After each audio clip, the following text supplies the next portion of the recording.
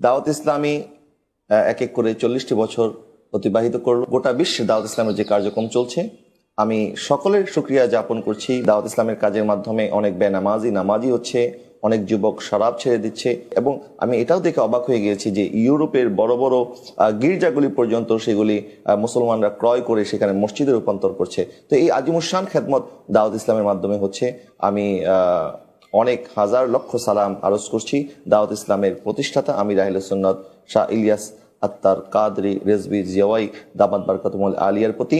আমির আহলে সুন্নতকে অসংখ্য মোবারকবাদ, ধন্যবাদ, যেহেতু তার প্রচেষ্টা এবং তার পরিশ্রমের ফলে সারা বিশ্বে দাওয়াত ইসলামের ভাইয়েরা ইসলামের মেহনত করে যাচ্ছে।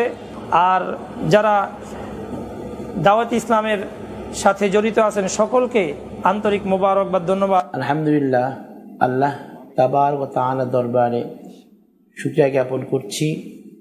এই 40 বর্ষ পূর্তি উপলক্ষে দাওয়াত ইসলামের যিনি কান্ডারি, মুসলিম উম্মার হৃদয়ের ব্যক্তিত্ব আমিরে আহলে সুন্নতকে জানাচ্ছি অন্তরের শুভেচ্ছা, ভালোবাসা। পাশাপাশি যারা আমার দাওয়াত ইসলাম ভাই যারা এই মিশনে কাজ করছেন সবাইকে জানাচ্ছি শুভেচ্ছা, শুকরিয়া। माशाअल्लाह, ये बांग्लादेशी उलमा लगते थे जी, माशाअल्लाह।